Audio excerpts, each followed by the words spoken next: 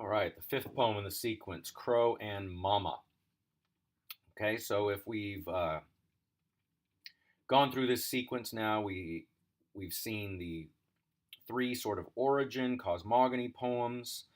Then we see a kill, which is either the birth of an animal like a child, or perhaps Crow making it out of his shell. It's hard to tell exactly what's going on there. Now we have Crow and Mama. So this is now the next step, right? Look at how we're moving in sequence. Okay, we've gone from the sort of most primitive steps of life and origins to now the upbringing, being raised. Okay.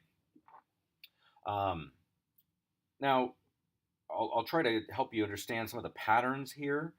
When Crow cried, his mother's ear scorched to a stump. So notice Crow makes an action and then the mother has a reaction.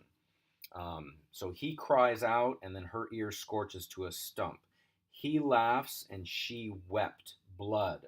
Her breasts, her palms, her brow all wept blood. He tried a step, then a step, and again a step.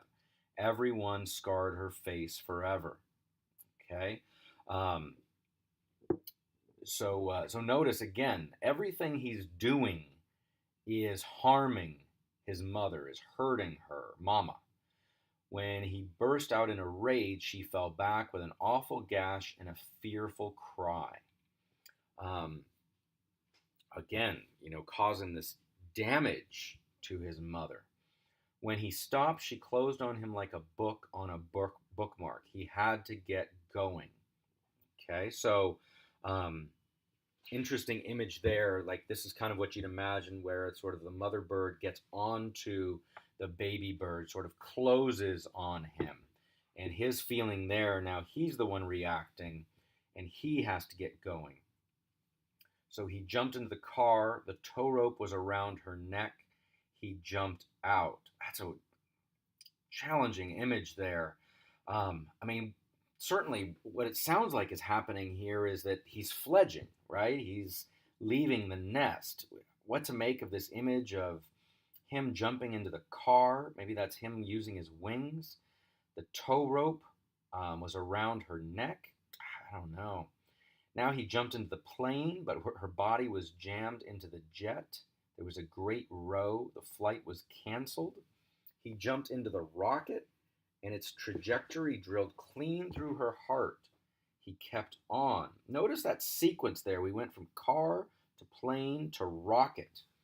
Um, each of these is somehow damaging his mother as the story, as the sequence continues.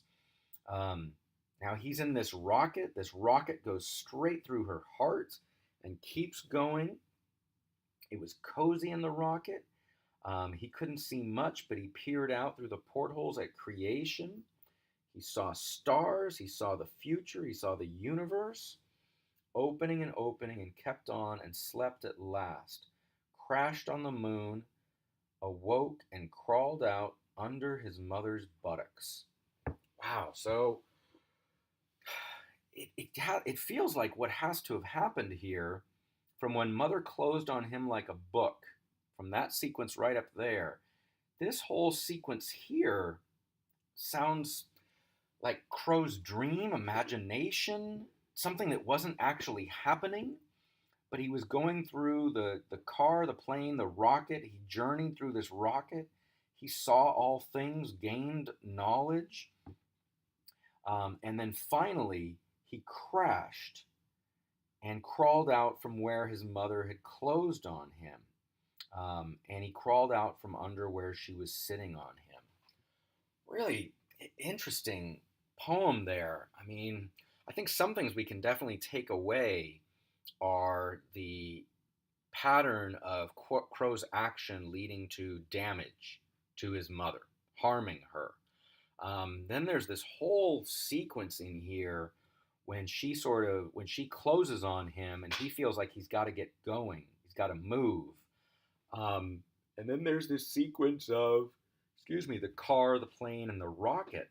what exactly all that entails, um, what it's supposed to signify, what it's supposed to be, I think are all, still questions. But I think that um, it's all what was happening inside Crow as he had his mother sitting on him, and he begins to crawl out.